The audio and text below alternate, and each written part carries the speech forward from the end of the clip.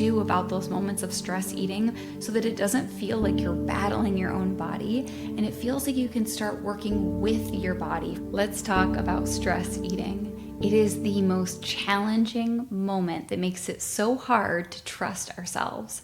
Today I want to unpack why is it that we lose trust with food, sometimes go into those patterns of losing control and overeating and questioning if we can trust ourselves in a moment that is stressful. Most people go about those moments completely the wrong way and they end up in a battle and a fight, and usually they end up losing. I want to talk about why does stress take control over our body's system, increase hunger, increase the drive for food. How does your body let you know that you're going into that state? And then also, what do you do about those moments of stress eating so that it doesn't feel like you're battling your own body and it feels like you can start working with your body from a place of harmony? That's what self-trust is really about. Can I understand how to work with my body's chemistry and physiology so I don't feel like I'm at a war with the way that my body is working? So I want to explain the ins and outs of what's happening with stress eating and what do you need to do to rebuild that trust during one of those moments that I know are the most challenging. So how can stress influence our self-trust? It can happen from a very small, low level to a very amplified big level. How it shows up in the low level. Let's say if you have a little bit of elevated stress, what that might look like is you're kind of just all day on the prowl, grazing and looking for food. And you're like, why do I think about food all the time and want to snack all the time? To if it increases, and it's very intense, it could feel like a moment of stress is so big and so intense that it takes over your brain and it almost creates this hypnosis-like feeling of, I need food right now. So how it looks can range from a small, like I'm just grazing, to an amplified, I have no control, I need food right now. And I want to break down why that happens. Stress is the number one cause of increased appetite, feeling hungry all the time, thinking about food all the time, and overeating. And the reason why is that this is a protective mechanism. I want to break down what's happening. So I'm going to get a little bit sciencey here, but I think science really helps us understand what's happening. So your brain is always scanning your environment for, am I safe? Am I okay? Your hypothalamus is getting this information of what's happening in my environment and also internally inside my body. It could be like that I have a stressful, busy day and you're thinking about work and all this stuff is happening and your brain is like, there's a lot going on. I have a lot to remember. It could be a lot of to-dos. It could be finances. It could be relationship things. Also, memories get stored in our brain. So past unprocessed emotions or trauma, that can also add a stress. Also, the brain is also looking internally for, do I have enough food? So dieting, food restriction, that can be an internal stress. But your brain is always in the process of scanning, are we okay? Are we safe? And it's receiving this information. So if you have a really stressful life, or you've had a stressful past, or there's an internal stress going on inside your body, whether it's emotionally or you're dieting and there's a physical stress because you're not eating enough food, your body's number one priority and job is to keep you safe. If your hypothalamus receives this information that there is a stress, your body is designed to go seek food for that survival and for that protection. This is the way our bodies are just designed. It has been from the very beginning of time. So for example, if a caveman was under stress and his survival was being threatened, he would go look for food because that's going to keep him safe and keep him alive. Now, we have the same exact built bodies, the same mechanisms, we just have a different type of stress. But the brain is still receiving, am I okay? What's happening in my environment? Do I have a lot to think about, a lot to do? So what happens on a physiological level? Your hypothalamus will get this information that there's a stress going on, and then that signals to your pituitary. Your pituitary signals to your adrenals to release cortisol. That is your fight or flight stress hormone. You might have cortisol, you might have adrenaline. When that happens, your whole body's state shifts from feeling safe to feeling like you're in a fight or flight state. This happens anytime there's a stress response, and that will shift the whole body's physiology. Our appetite increases, we start feeling more hungry, we shift into this animalistic-like state. So now we're on the prowl for food. If you feel this on a low level, like you have a little bit of stress, a little bit of cortisol, you'll kind of feel that like grazing-like feeling.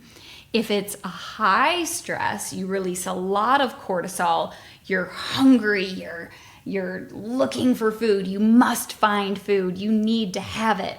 And that becomes really tricky because your body is in a state of seek food for protection. It is like built and designed for that. Now your brain might say, but I have goals, I need willpower. That is tiny. That is a very small percent of what actually drives behaviors. It's that I need food for protection that is coming from our body's innate instincts that is strong and it's powerful. This is where we get that inner conflict feeling of I know what I'm supposed to be doing to be healthier, but I watch myself doing something different because those primal instincts are stronger. So during that state of stress, the body's chemistry has shifted to get you to eat. All of a sudden you're thinking about food, you have this craving. A lot of the time it's for sugar or for carbs because that's quick energy for survival, and brain activity will completely shift. Now where the areas of your brain that processes if you've ate food or not disconnects. So that's why sometimes when you're stressed, it feels like you're just insatiable and you never feel satisfied. A lot of people try to diet when they're in that stressed state, or they try to get healthier when they're in that stressed state, but they're constantly thinking about food and there's something stronger in them that's pulling them to eat, and they just feel like insatiable, like I can't do it. And I remember being in that state thinking, all right, I'm writing down my food, I know how to eat healthy, this is impossible.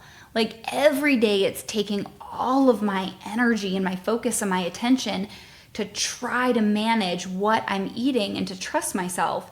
And the reason why it was so hard and it was taking so much effort is at the same time I was trying to watch what I was eating, but at the same time I was also battling my body's instincts, and those are two opposing things. So I did have this kind of low grade, like where I'm always thinking about food and on the prowl.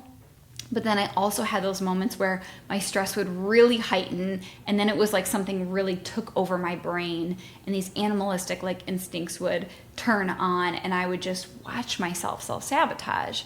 So I could feel the contrast between a little bit to a lot, and it was always a battle. I never was able to trust myself until I started to regulate this primal response in my body. Now I'm not in that state anymore. So now being healthy feels like it's coming from a place of trust, and it feels easy and harmonious. The stress response state is a battle. When you lower your stress response, it feels like my body doesn't have this increased appetite. It doesn't control me to have cravings and seek out food.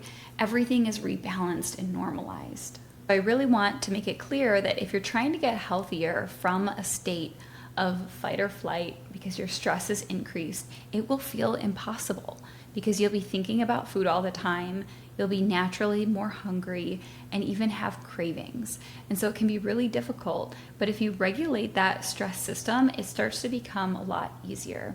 So the number one way to start building trust with your own body and reclaim that trust is to begin tuning into your body and noticing its signals. How can you start paying attention earlier? Oftentimes, stress will start to build up way earlier, sometimes from the moment that we wake up. But we don't pay attention to how our body is cluing in and letting us know, hey, I need regulation. Maybe you feel tightness or a contraction in your neck. Maybe you're holding your breath, or your gut, you have gut issues because you're in that state of fight or flight. All of these are signs and clues that the body is shifting into a stressed state. So get to know your body. How is your body cueing in and letting you know it needs regulation earlier on? And that's really how I was able to build trust with my body. When I waited until I was in that moment, it was like, I need something now. And that's when you're fighting your body's own physiology. I need something now. And it's hard to get out of that state when you're in it. But if you start cluing in and paying attention to the ways that your body is signaling to you earlier, you'll start to feel, oh, my body is going into that state. Let me calm and re-regulate my body before I get into that hypnosis-like state. It's a completely different experience with your body. And so start to clue in earlier on. Don't wait until you're in that hypnosis state. I usually have my students do meditations and checking in with their body in the morning and checking in throughout the day, kind of like you are like your own little kid. And so I have them doing meditations, tuning into their body and lowering the stress response. And then usually that hypnosis feeling later on, or that overpowering craving, will start to just naturally come down because they're regulating earlier in the day. So everything is rebalancing out and normalizing. You want to start tuning into the ways that your body is telling you that it's going into the stress response earlier, and regulating your nervous system using your breath or calming down your body earlier in the day and checking in on your body's needs. That's how you really rebuild that self-trust. Don't do it from using willpower. Don't do it by using accountability. None of that is strong enough. It's not about using willpower and discipline and accountability.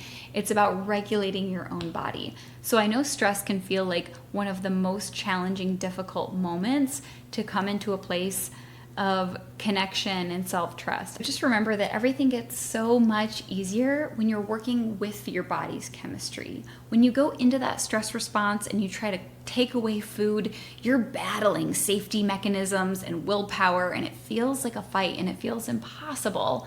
When you learn how to work with your body's chemistry, that means working with your nervous system, tuning into what your body really needs. Now you're working from a place of partnership with your body. Okay, I can feel what you need. Here's how I create safety. Here's how I lower my stress response. Now you're working in partnership, understanding what your body needs. It changes everything. It makes it so much easier. I find that a lot of my students say that, oh my gosh, when I just started regulating my body and tuning into what it needs, now the years of battles and struggles, it feels like I'm in connection. It feels easier. My body gets healthier from an easier place. And it just changes everything. I'd love to hear how this resonated with you. I really hope it was helpful. I know stress eating can be one of the most challenging, difficult things, but it doesn't have to be. It's not about fighting harder. It's about learning how your body is communicating to you, and that's where we build trust. I'd love to hear how this landed with you, if this was helpful. If you need more support, I help all of my students in Mastering Mindfulness. You can check it out and apply. This is where I teach and guide everybody how to build trust with their body's own chemistry, and that's what it's all about. It should be about feeling harmonious and in this beautiful relationship with understanding how your body is communicating to you what it needs. So I hope this was helpful, and I'll see you next time.